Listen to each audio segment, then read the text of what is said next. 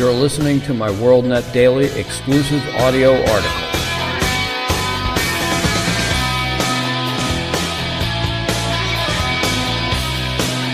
Today's WorldNet Daily exclusive audio article is entitled, "The Individual Right to Keep and Bear Arms." Well, our vaunted United States Supreme Court has agreed to take up a case regarding the Second Amendment.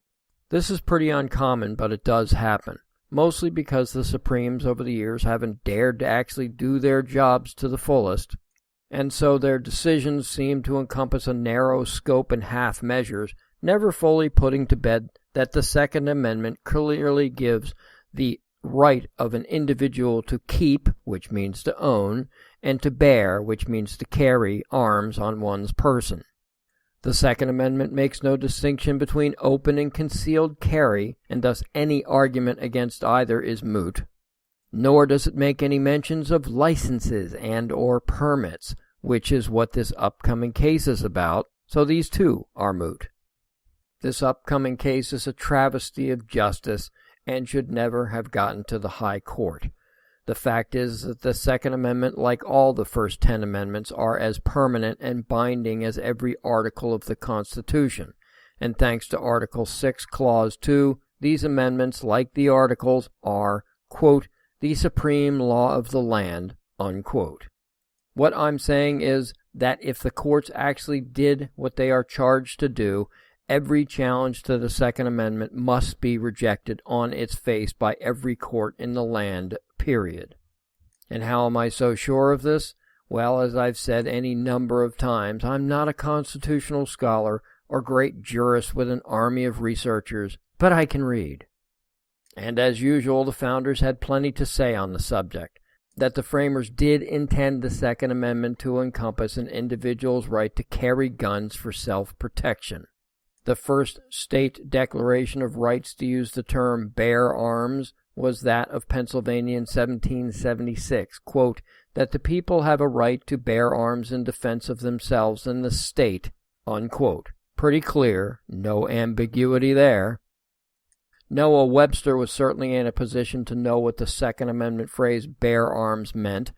A prominent Federalist, he wrote the first major pamphlet in support of the Constitution when it was proposed in 1787, in which he stated, quote, before a standing army can rule, the people must be disarmed, as they are in almost every kingdom in Europe. The supreme power in America cannot enforce unjust laws by the sword, because the whole body of the people are armed, unquote. Again, pretty straightforward. In fact, in Webster's famous dictionary, first published in 1828, it defines bear as to wear, to bear a mark of authority, or distinction as to bear a sword, a badge, a name, to bear arms in a coat, unquote.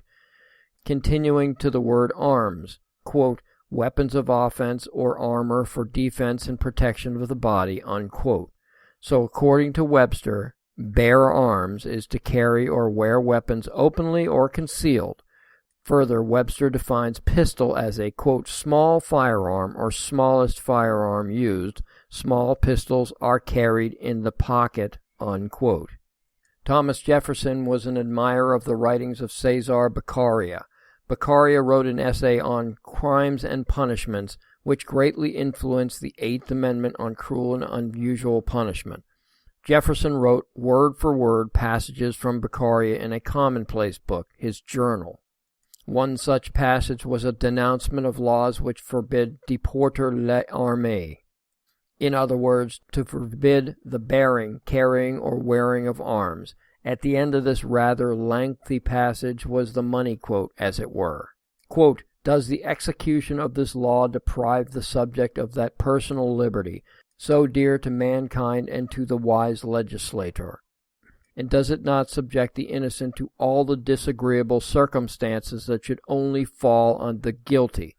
It certainly makes the situation of the assaulted worse and of the assailants better, and rather encourages than prevents murder, as it requires less courage to attack unarmed than armed, unquote.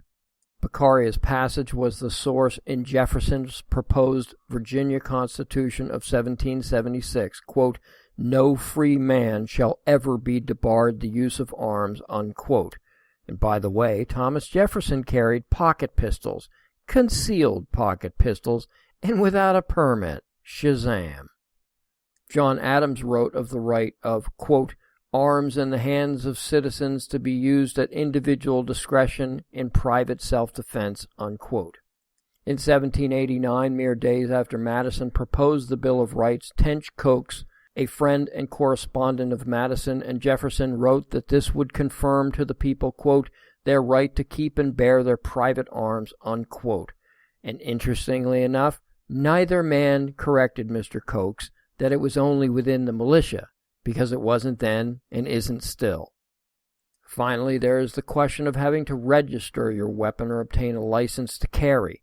Is this an infringement of the Second Amendment? Why, yes it is.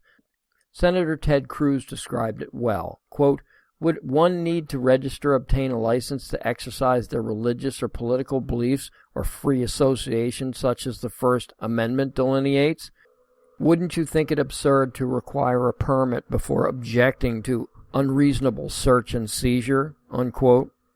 The bottom line is an infringement regardless of the amendment they infringe upon, and it is clear that most, if not all, gun control measures infringe upon an individual's right to keep and bear arms.